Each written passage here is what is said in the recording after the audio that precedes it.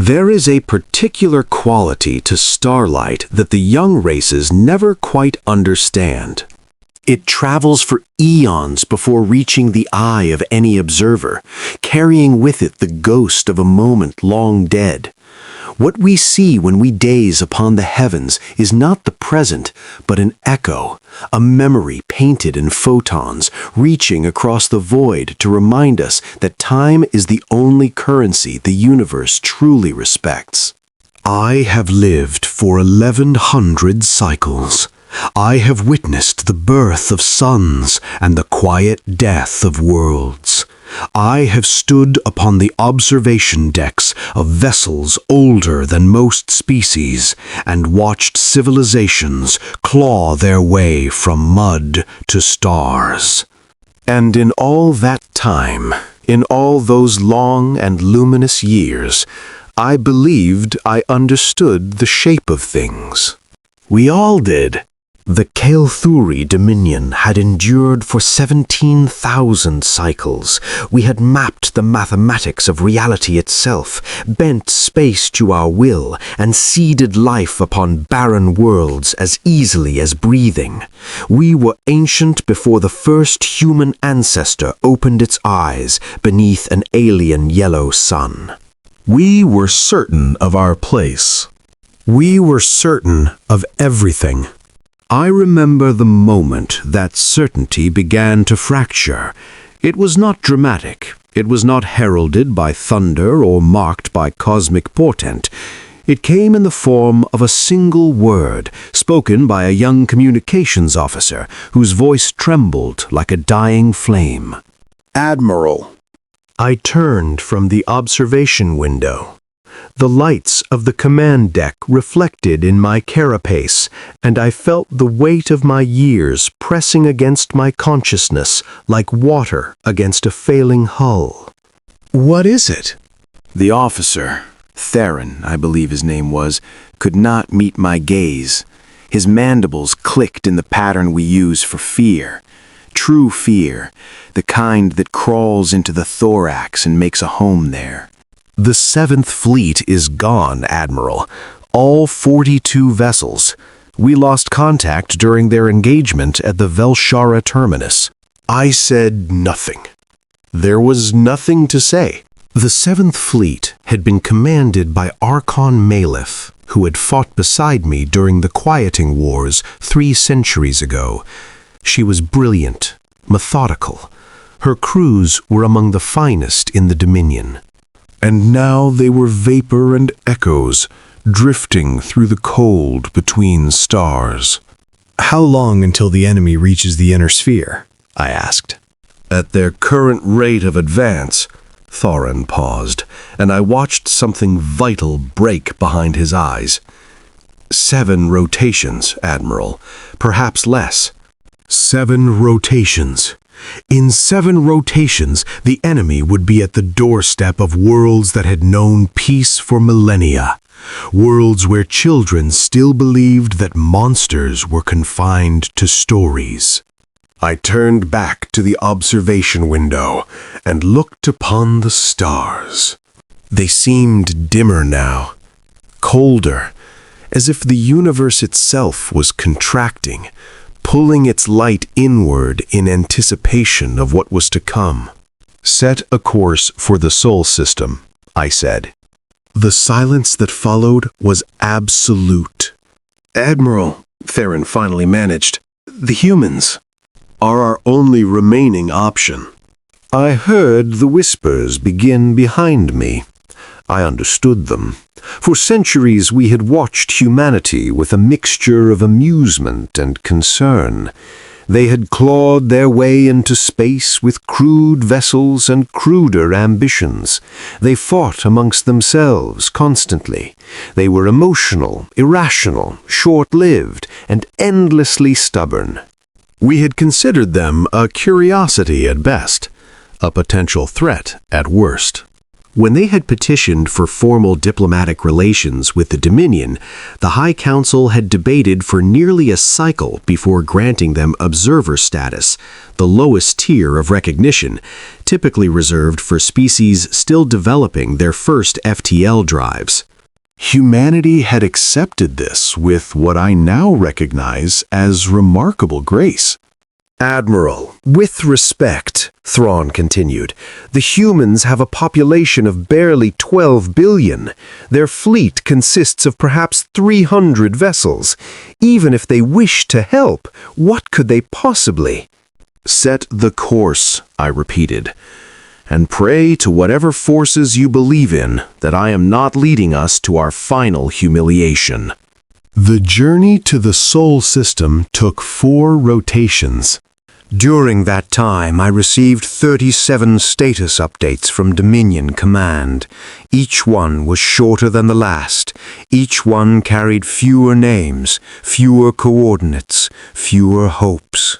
The enemy, we called them the Vethkai, though they called themselves nothing at all, had emerged from the galactic rim 18 cycles ago.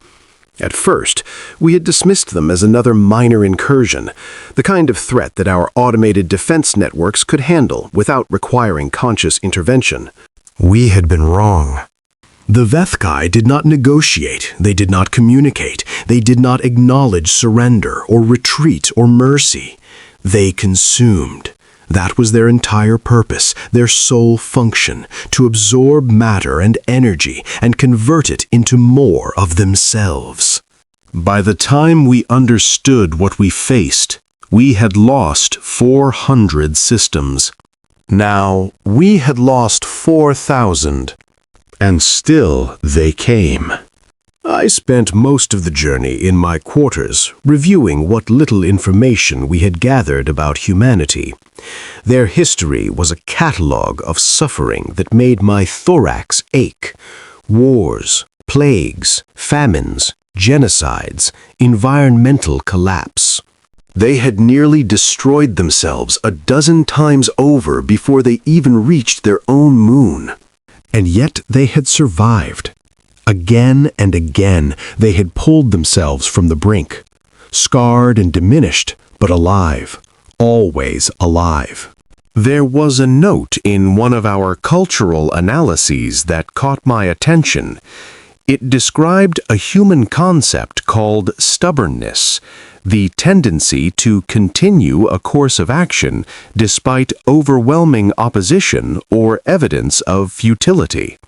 Our analysts had classified it as a psychological deficiency. I was beginning to wonder if they had been wrong about that as well. The Sol system announced itself through my quarters viewport as an unremarkable yellow star surrounded by 8 planets of varying composition. The third planet, the human homeworld, was a sphere of blue and white and brown that seemed impossibly fragile against the backdrop of infinity. Admiral, we are being hailed by human border control. I straightened my formal robes and made my way to the command deck.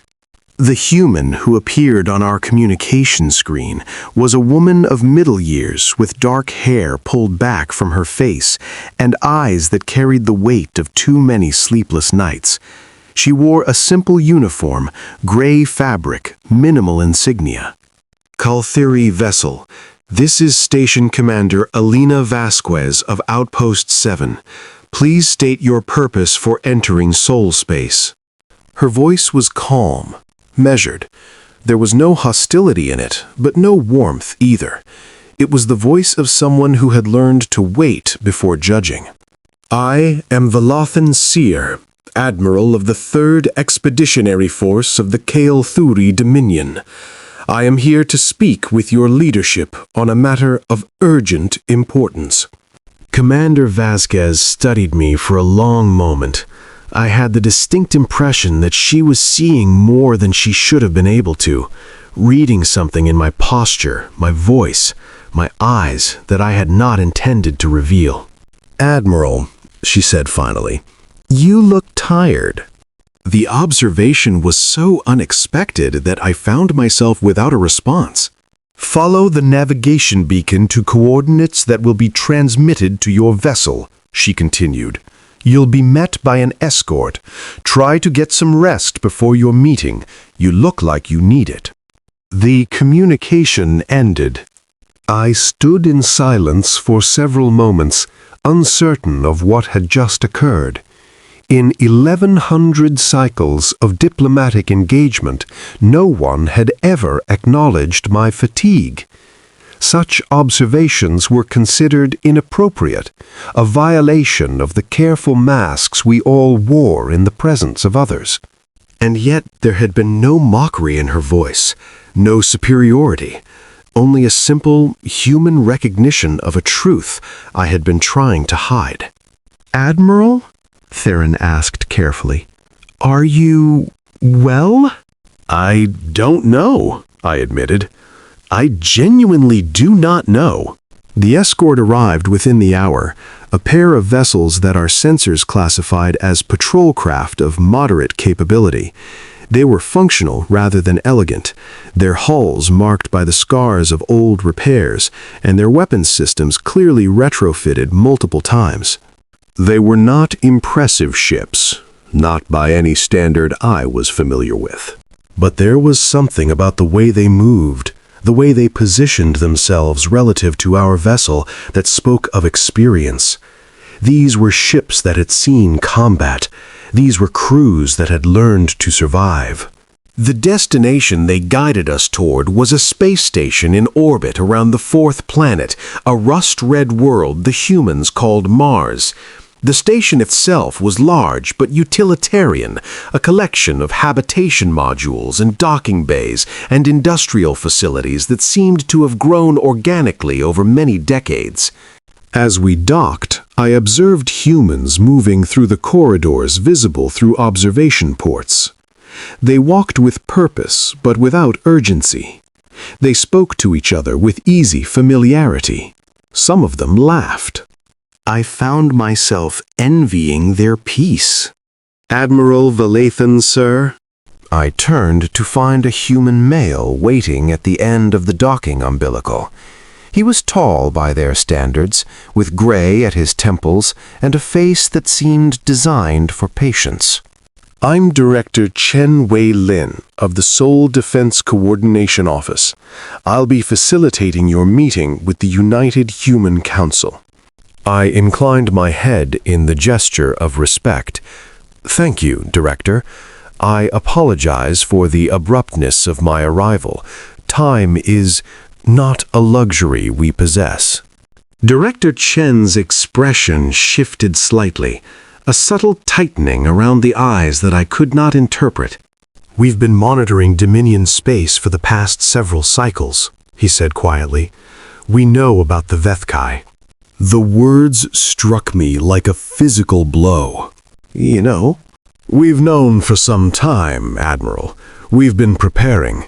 He gestured down the corridor. "If you'll follow me, there's a great deal to discuss." I walked beside him through the station, my mind struggling to process what he had revealed.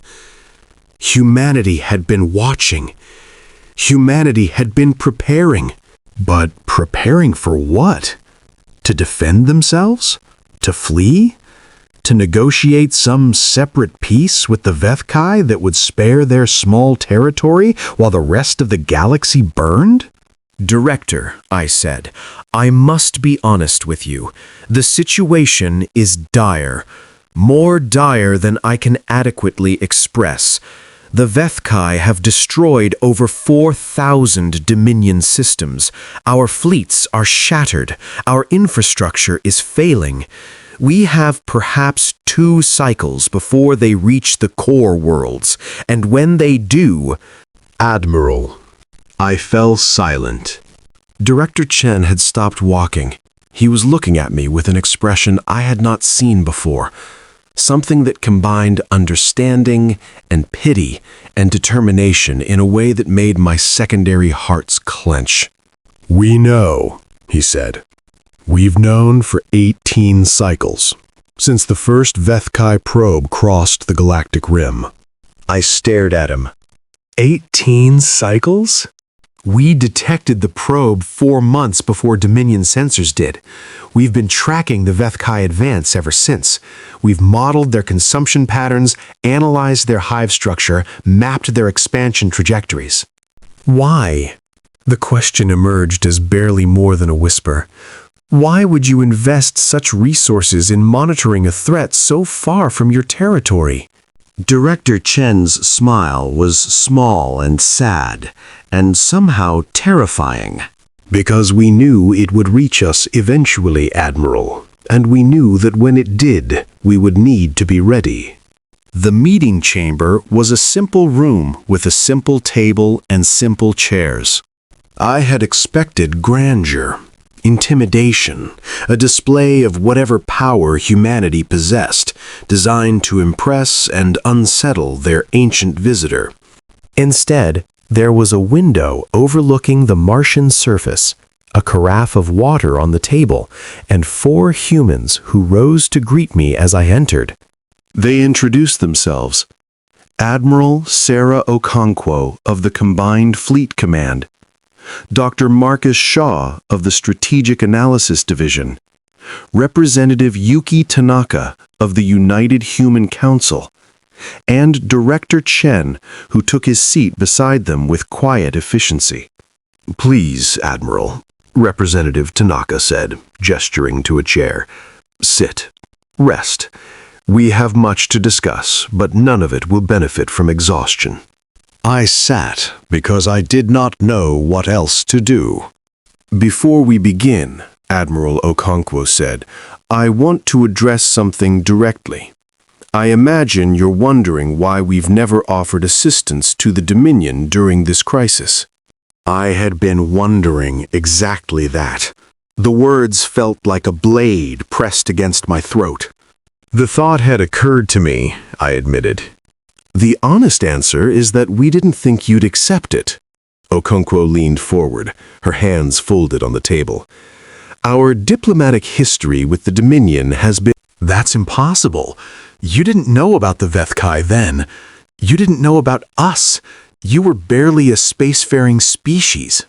"We didn't know about the Vethkai specifically," Dr. Shaw agreed, "but we knew there would be something. There's always something. That's the lesson our history taught us, Admiral. There's always another threat, another crisis, another extinction event waiting in the darkness. So we prepared, not for any specific enemy, but for the concept of enemies in general." He pulled a small device from his pocket and placed it on the table. A holographic display flickered to life, showing a schematic that I did not recognize. "For the past 200 years, every major human research initiative has had a secondary purpose. Every industrial development, every population expansion, every territorial acquisition has been planned with long-term survival in mind. We built redundancies into redundancies. We distributed our population across 100 worlds and 1,000 stations. We developed technologies and held them in reserve, waiting for the moment they would be needed most." I stared at the schematic. I still did not recognize it. "What is this?" I asked. Admiral Okonkwo smiled. It was not a pleasant smile. It was the smile of a predator that had been waiting, patiently and deliberately, for this exact moment. "That, Admiral, is a Prometheus-class Dreadnought. The first of them was completed 6 cycles ago. Since then, we've built 47 more." The number did not register at first. 47, I repeated. Dreadnoughts. "Yes." "In 6 cycles." "Yes." I looked at the schematic again. The vessel it displayed was enormous, larger than anything the Dominion had ever constructed. Its weapons arrays were incomprehensible. Its power systems were beyond my understanding. "That's impossible," I whispered. "The industrial capacity alone, the raw materials, the expertise." "We told you, Admiral." Director Chen's voice was patient, almost kind. "We've been preparing." The briefing continued for 3 hours. Each piece of information was more staggering than the last. The humans had not simply been watching the Vethkai advance. They had been actively gathering intelligence, infiltrating Vethkai-consumed systems with stealth probes, analyzing every aspect of the enemy's structure and behavior. They knew things about the Vethkai that the Dominion had never discovered.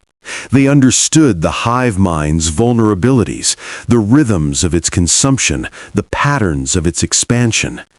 They had developed weapons specifically designed to exploit those vulnerabilities, weapons they had never used, never tested in combat, never revealed to any observer.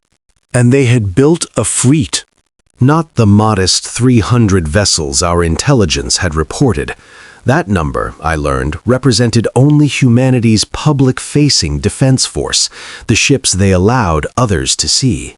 Behind those visible assets lay something far larger, something that had been constructed in hidden shipyards throughout human space, crewed by personnel who had spent their entire careers in classified programs, equipped with technologies that made our most advanced systems look primitive. "Why are you telling me this?" I finally asked. "Why reveal all of this now?" Representative Tanaka regarded me with eyes that seemed to look through me rather than at me. "Because the moment we've been waiting for has arrived, Admiral. The Vethkai are 7 rotations from your core worlds. In 3 more rotations, they'll reach the boundary of human space, and in that time we need to coordinate a response." "Coordinate?" I repeated. "With us? The Dominion can barely field a defensive screen. Our remaining fleets are scattered, demoralized, operating on emergency protocols with skeleton crews. We have nothing left to contribute." "You have something very important to contribute," Admiral Okonkwo said. "Information, navigation data, knowledge of the territories the Vethkai have already consumed, and," she paused, "legitimacy." "Legitimacy?" "The Kalthuri Dominion is the oldest and most respected civilization in known space. Your word carries weight that ours never could. When this is over, and it will be over, the galaxy will need to rebuild. That rebuilding will require leadership that the younger races can accept." "You want us to validate you," I said slowly, "to give you the political authority that you lack." "We want to survive," Director Chen corrected, "and we want as much of the galaxy to survive alongside us as possible. That includes the Dominion. That includes every species currently fleeing the Vethkai advance. That includes everyone." I sat in silence, processing everything I had heard. For 1100 cycles, I had believed I understood the shape of the galaxy. I had seen humanity as a minor species recently emerged from barbarity, unworthy of serious consideration. But I had been wrong. They had been watching, waiting, building. And now, in our darkest hour, they were offering salvation. "What do you need from me?" I asked. Admiral Okonkwo stood. "Come with me, Admiral. There's something I'd like you to see." The shuttle ride was brief but disorienting.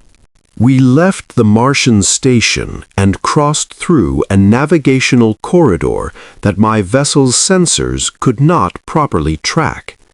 The humans called it a fold passage, a method of near-instantaneous transit that I had never encountered in any of our records.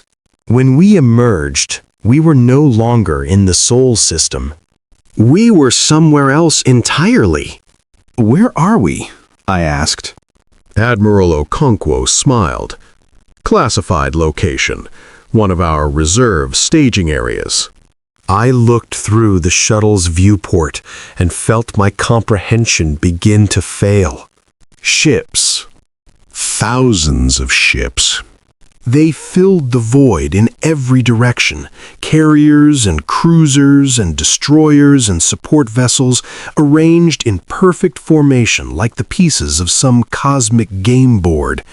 Their running lights created a constellation of artificial stars, and their combined mass was so great that I could feel the gravitational influence pressing against my senses.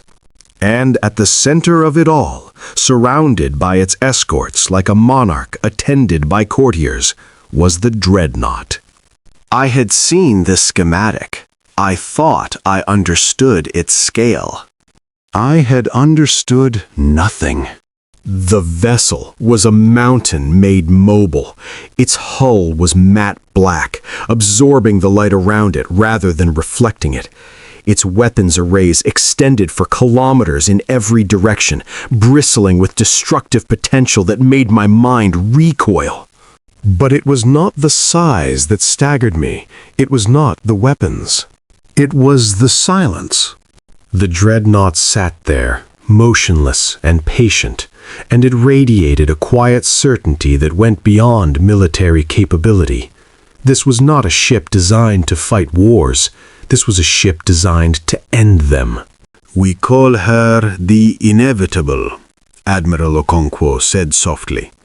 "She's the flagship of the combined fleet, the first of the Prometheus class to be completed, and the most heavily armed vessel ever constructed by any species." I could not respond.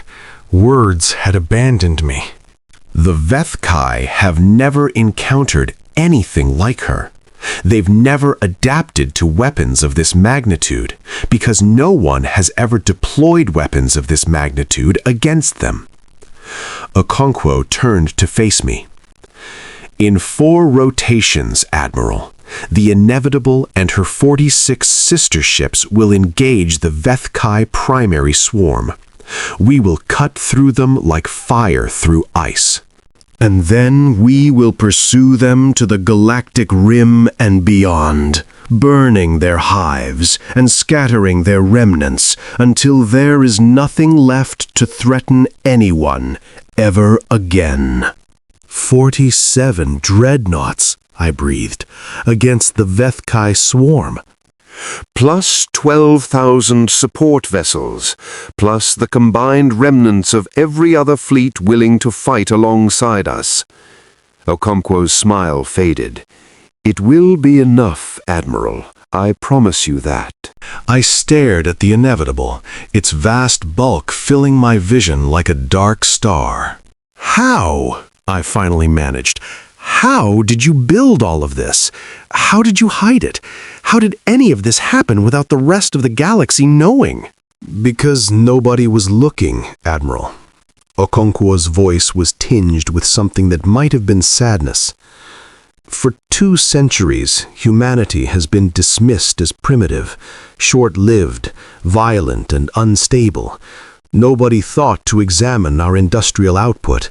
Nobody questioned why our population expansion exceeded all projections. Nobody wondered why our research institutions produced so few publications, or why our military budgets didn't match our visible fleet numbers. You let us believe you were weak. We let you believe what you wanted to believe. We simply didn't correct the assumption." I thought about the endless debates in the Kale Fury High Council, the dismissive comments about human capabilities, the confident assertions that they posed no threat and offered no benefit. We had been so certain. We had been so blind. "There's something else you should understand," Okonkwo said. "Something about why we're doing this. You want to survive. You said as much. That's part of it, but it's not the whole truth."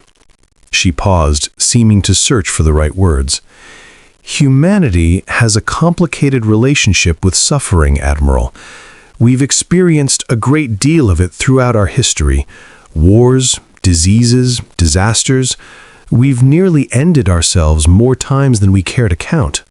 I've read your history. It is difficult. It is. And for a long time, we tried to understand why. Why we suffered so much. Why existence seemed determined to test us at every turn. Some of us turned to religion for answers. Others to philosophy. Others to pure nihilism. She looked out at the assembled fleet, her eyes distant. But eventually, we arrived at a different conclusion. The suffering wasn't punishment. It wasn't a test. It was simply preparation.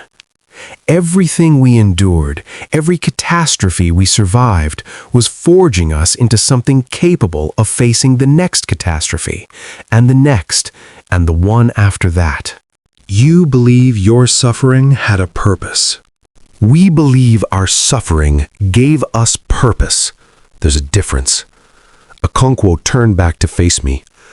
The Vethkai are coming, Admiral. They've destroyed civilizations far older and more powerful than ours. And when they arrive, they'll find that humanity has been waiting for them. Not because we wanted this fight, but because we knew in our bones that a fight like this was always coming. It was always going to be something. Some extinction-level threat that would test whether any of us deserved to survive. And you believe you're ready. We believe we're as ready as anyone could be. More importantly, we believe it's our responsibility to be ready. Not just for ourselves, but for everyone. For you. For the Dominion. For every species that ever looked at the stars and dreamed of reaching them. I heard the words, but their meaning was almost too vast to comprehend. This was not the arrogance I had expected from a species seeking power. This was something else entirely.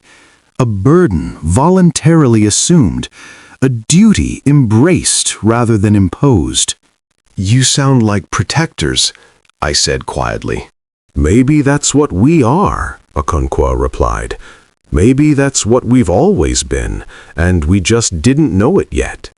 The next 3 rotations passed in a blur of activity. I found myself embedded within the human command structure, serving as a liaison between what remained of the Dominion's scattered forces and the human armada. It was strange, disorienting work. I, who had commanded fleets, was now little more than a translator, facilitating communication between species that had never truly understood each other. But I watched, and I listened, and with each passing hour, my understanding of humanity deepened. They were not what I had believed. They were organized beyond anything I had imagined possible. Their command structure was fluid, adaptable, able to respond to changing circumstances with a speed that our rigid hierarchies could never match.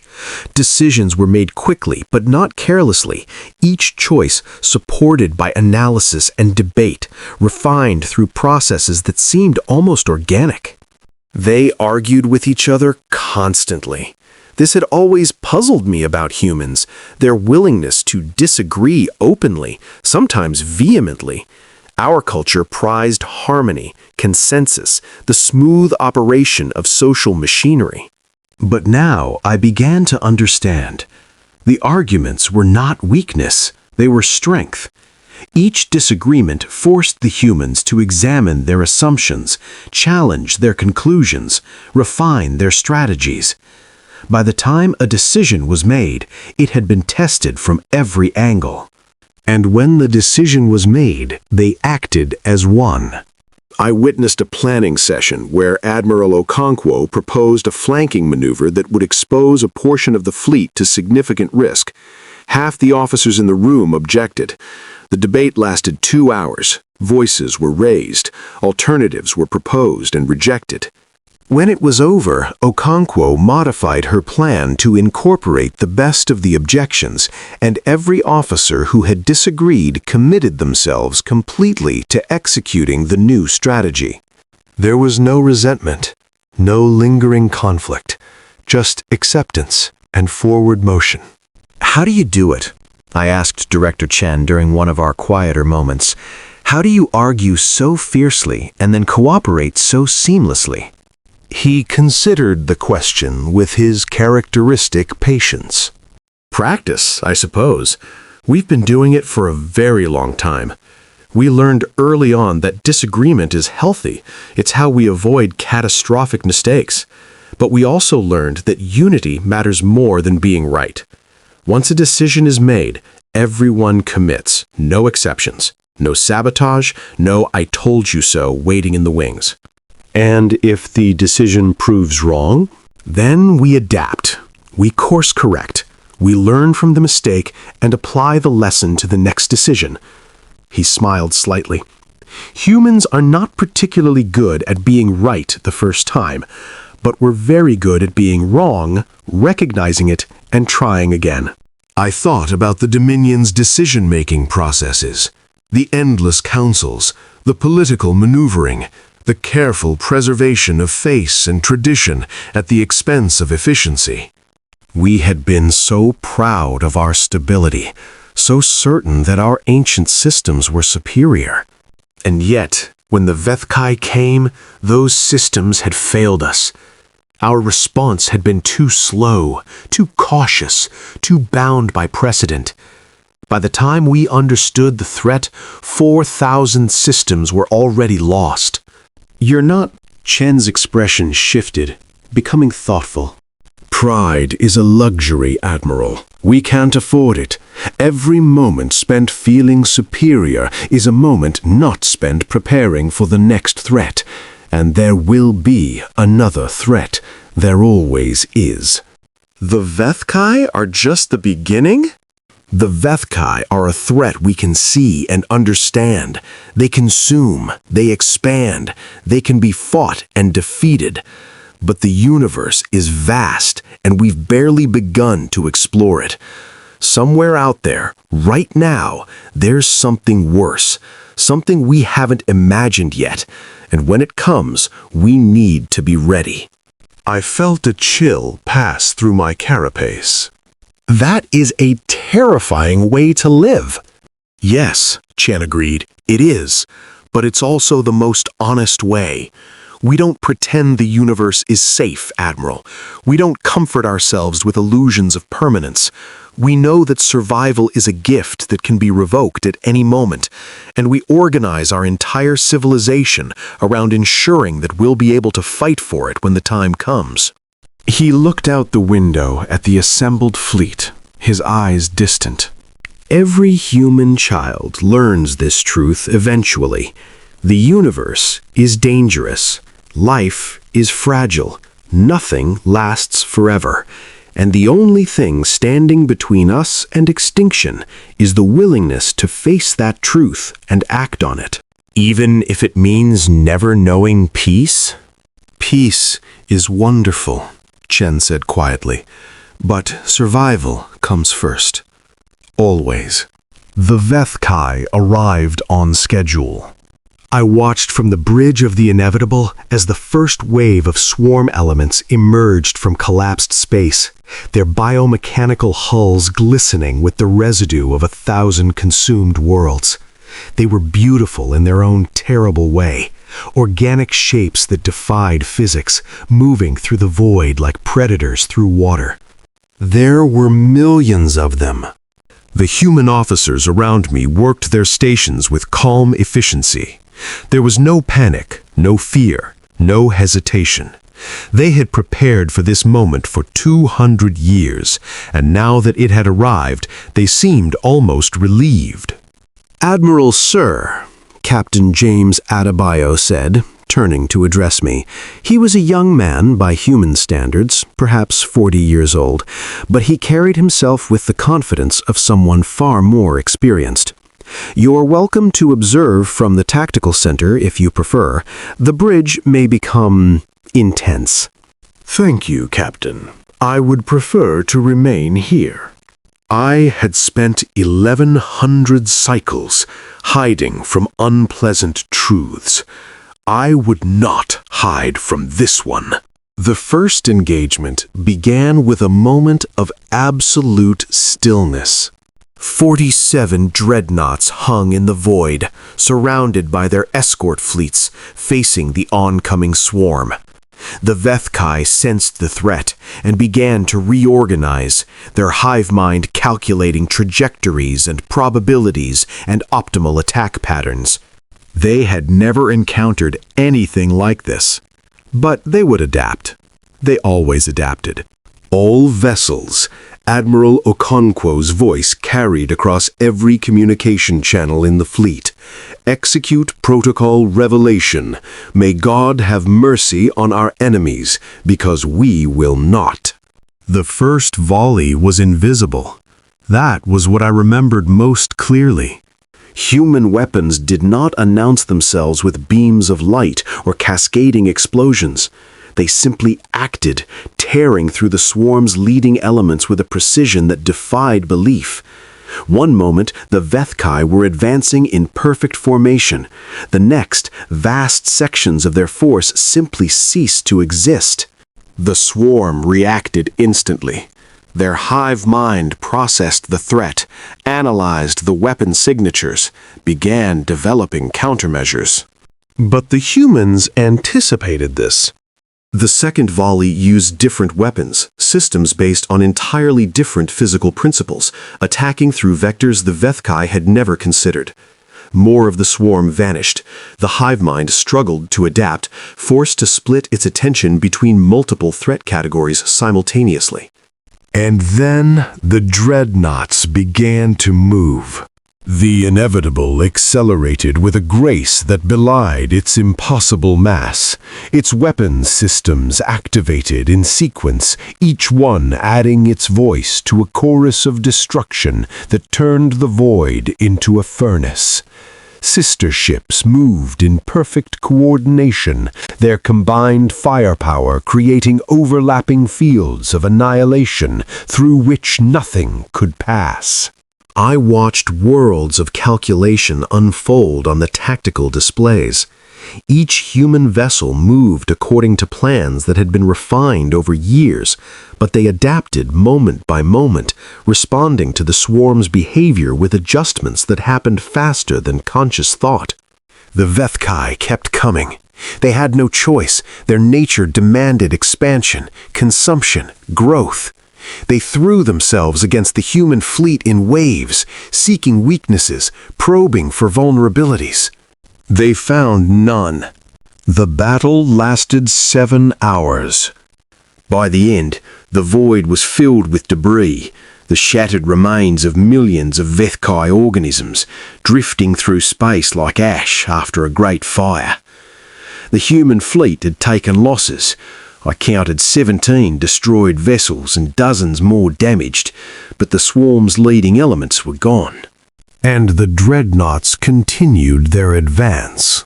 Phase 1 complete, Admiral Okonkwo announced. Her voice was tired but satisfied. All units proceed to Phase 2. We have a hive mind to hunt. I found Captain Adebayo alone in an observation lounge, staring at the stars. The fleet had paused to regroup and assess damage. Around us, repair drones swarmed over wounded vessels, while medical teams evacuated casualties. The cost had been high, over 3,000 human lives lost in the first engagement alone. Captain!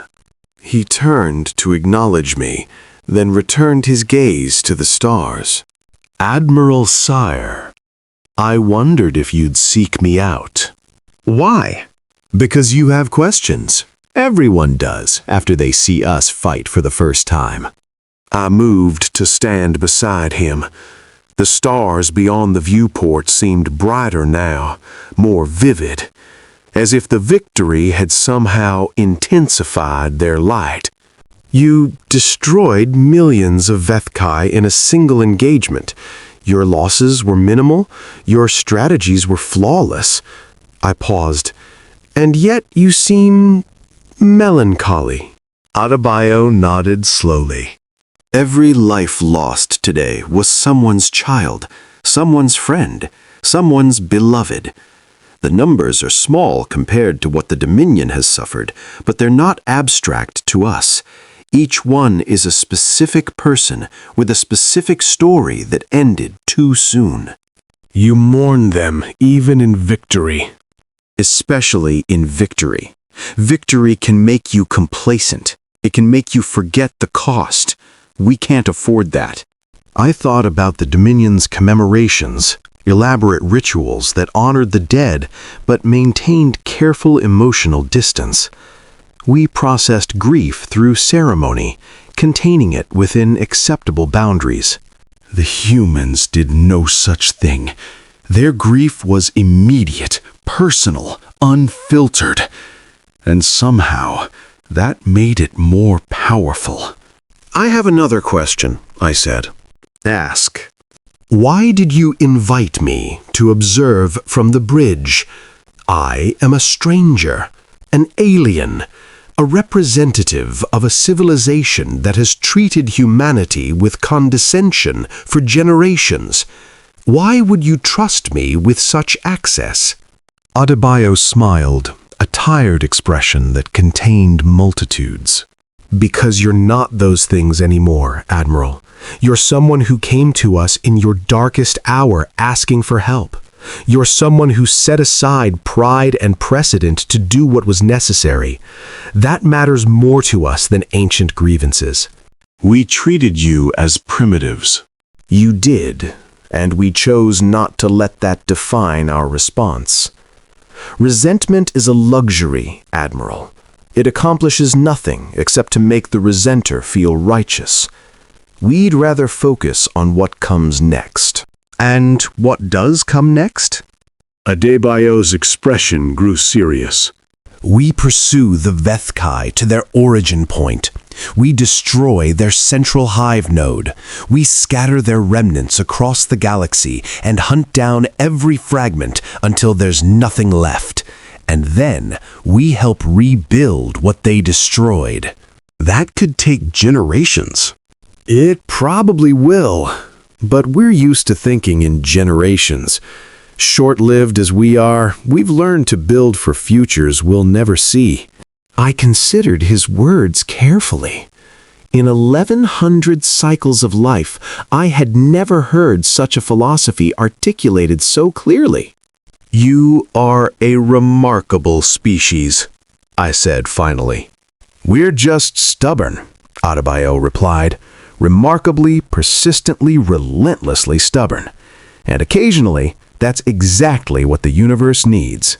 The final battle took place at the edge of known space.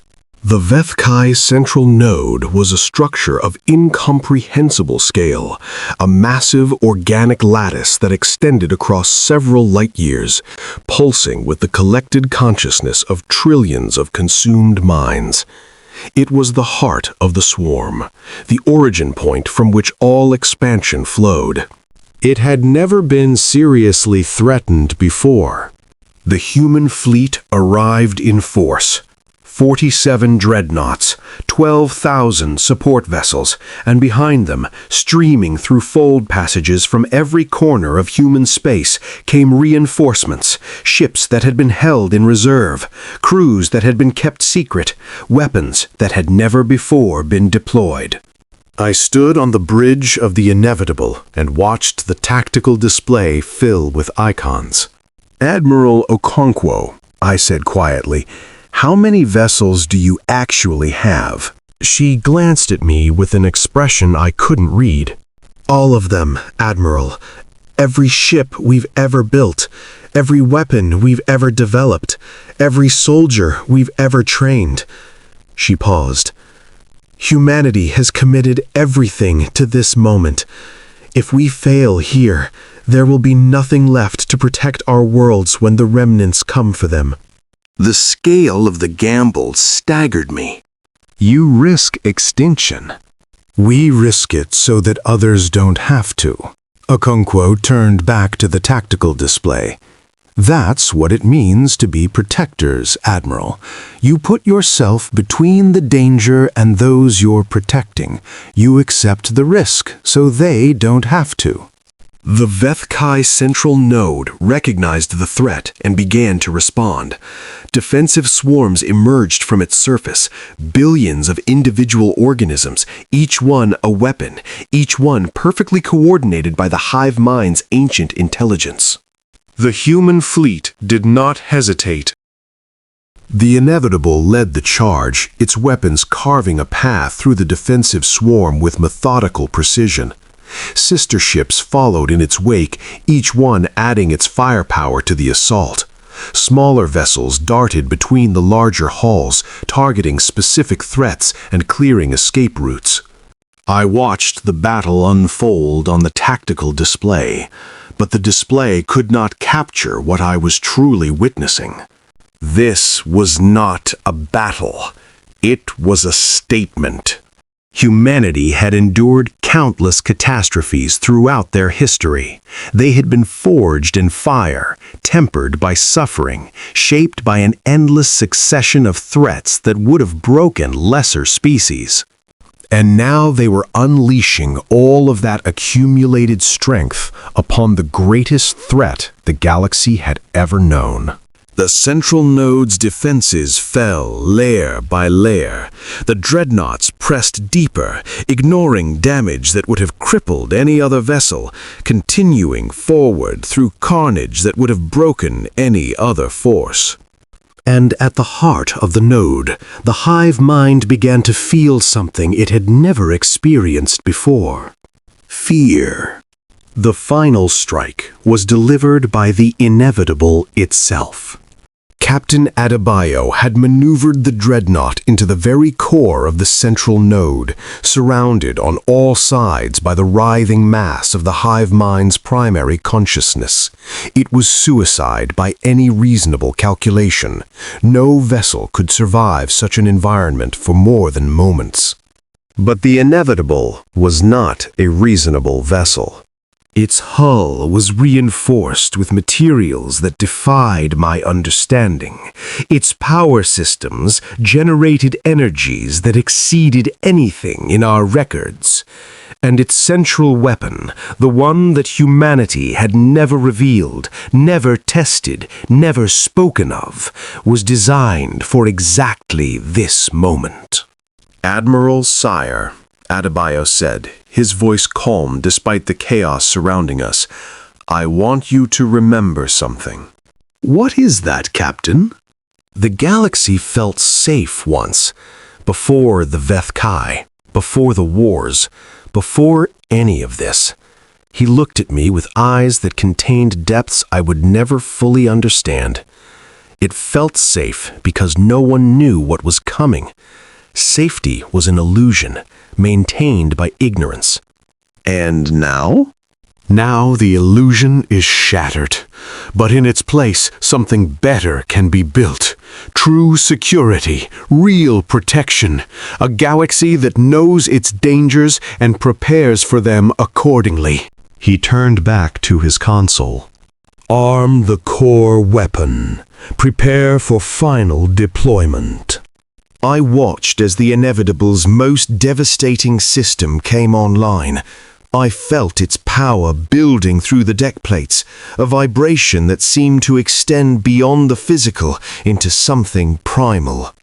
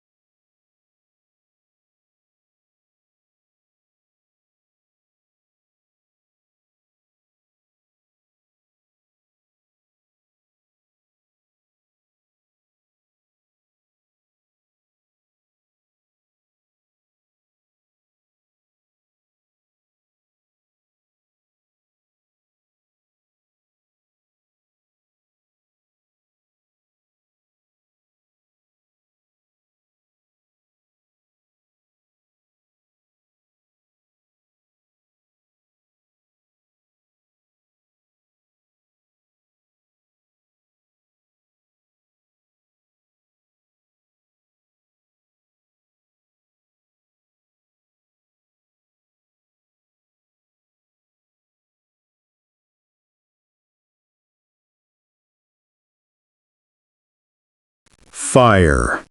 The core weapon discharged. What happened next was beyond my ability to describe. The central node convulsed.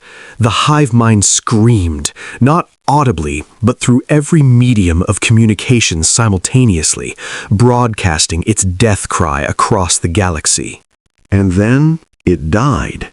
The structure that had taken millions of years to construct, that had consumed countless worlds and species, that had seemed unstoppable and eternal, collapsed in upon itself and was gone. The Vethkai remnants scattered. Without the central node to coordinate them, they were reduced to mindless fragments, dangerous still, but no longer a unified threat. And in the silence that followed, I heard the voice of Admiral Okonkwo. All vessels, this is Fleet Command. The central node has been destroyed. The Vethkai are broken.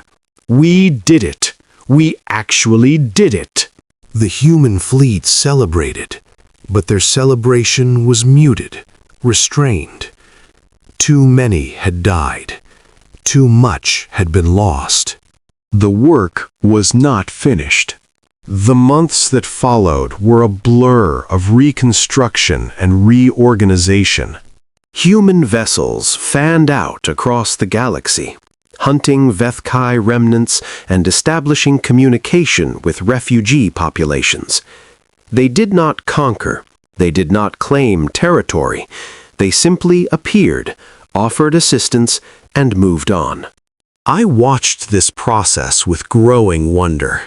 They were rebuilding the galaxy, not to serve their own interests, but because it needed to be done, because someone had to do it, because they believed that was what protectors did.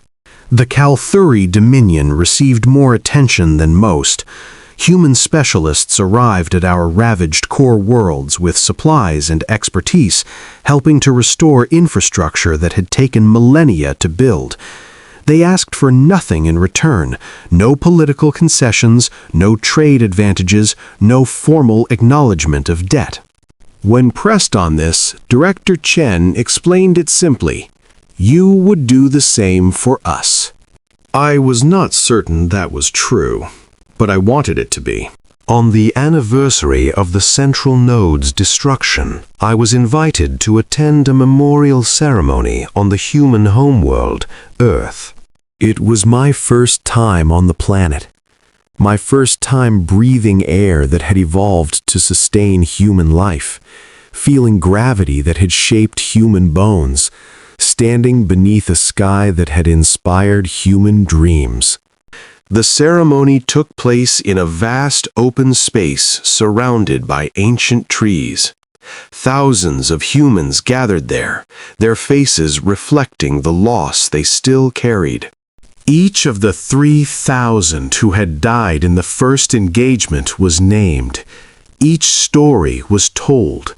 Each life was honored.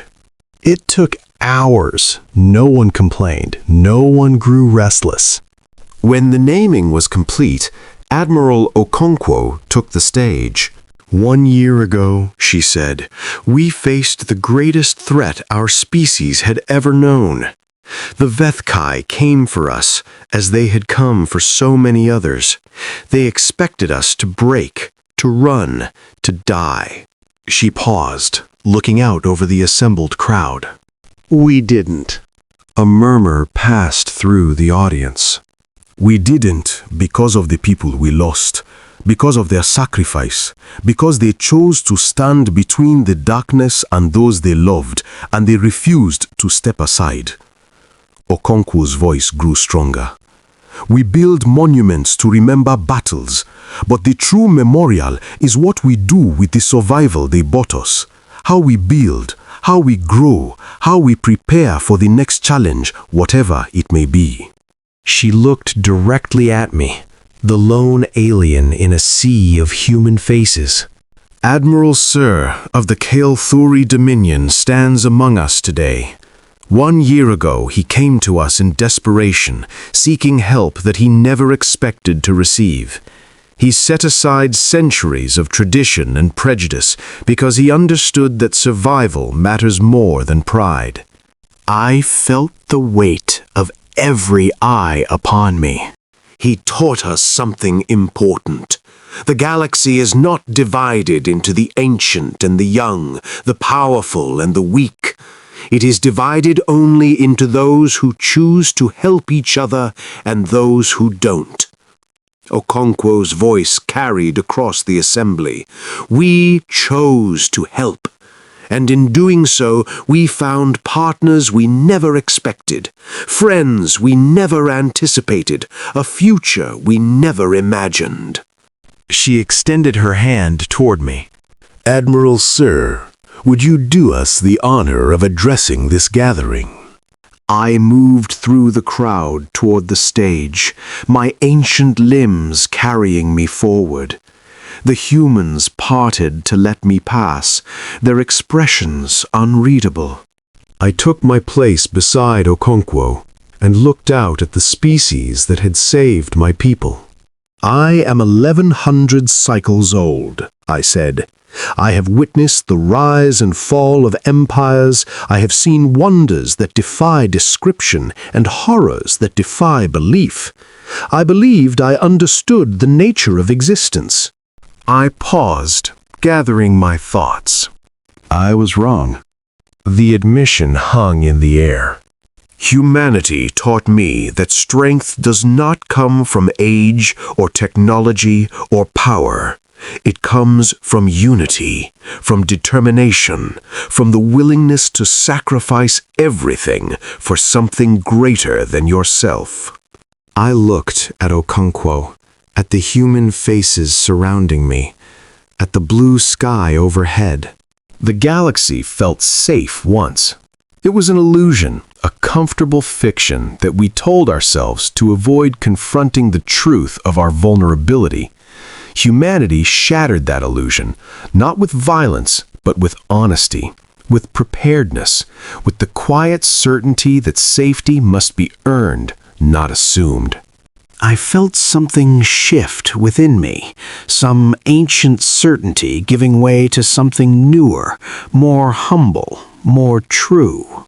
I came to you as a supplicant, expecting nothing. You welcomed me as a partner. You saved my people when we had no claim on your protection, and you asked for nothing in return except the opportunity to build something better together. I bowed my head in the deepest gesture of respect my species could offer. The Kael'thuri Dominion will never forget this debt. But more than that, we will honor it, not with tribute or servitude, but with partnership. We will stand beside you. We will prepare as you have prepared. We will become protectors in our own right, not just the protected. I raised my head. The galaxy no longer feels safe. Good. It never should have. But for the first time in my long life, I feel something more valuable than safety. I looked at the humans assembled before me, the species I had once dismissed, the civilization I had once ignored. I feel hope.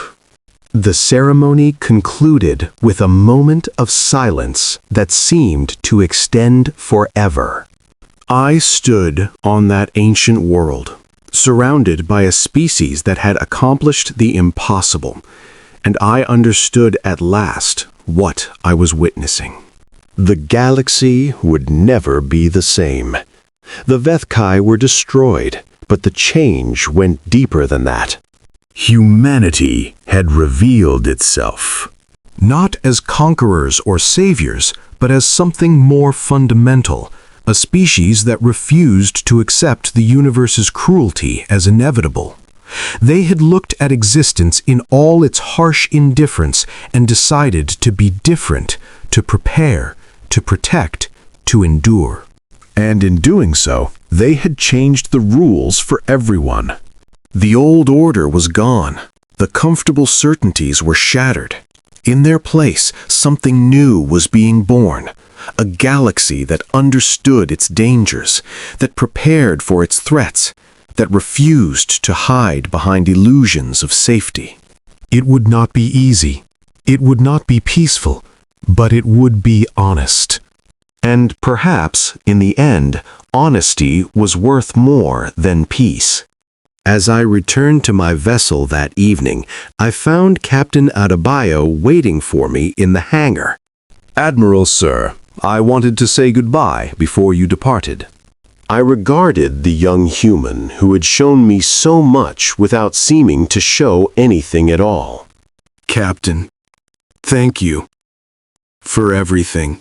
He smiled, that tired, knowing smile I had come to recognize. We're just getting started, Admiral. The Vethkai remnants will take decades to eliminate. The reconstruction will take longer. And somewhere out there, something else is waiting. Something worse.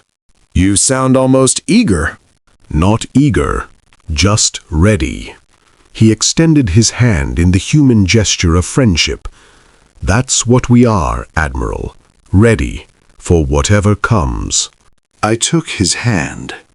The galaxy felt safe once, I said, before your dreadnoughts, before your fleets, before you showed us what we had been refusing to see. And now? I looked at him, this young, short-lived creature from a species I had once dismissed as primitive.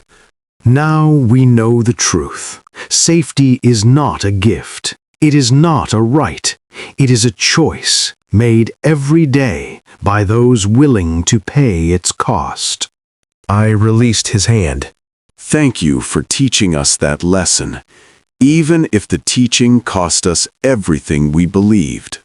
Adebayo nodded slowly. We didn't mean to frighten anyone, Admiral. We just wanted to survive. I know. I turned toward my vessel. But survival has a price, and that price includes learning that the universe does not care about our comfort. It only respects those who refuse to submit. I paused at the threshold of my ship. The galaxy felt safe once. A human dreadnought changed that. But perhaps, I looked back at him one last time, perhaps that change was exactly what we needed. The journey home took 3 rotations.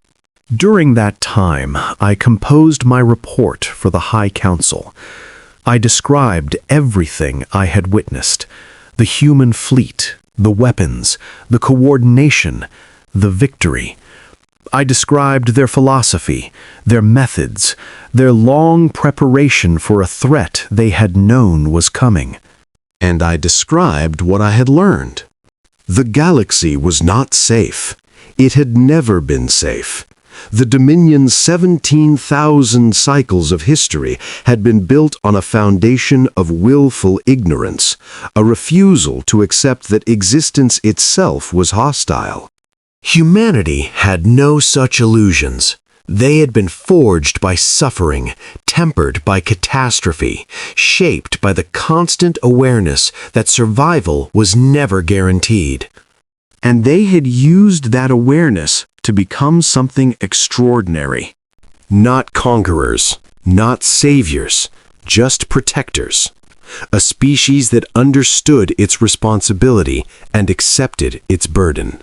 I recommended that the Dominion follow their example, that we rebuild our civilization around preparedness rather than comfort, that we forge partnerships with humanity and every other species willing to face the truth, that we, at long last, grow up.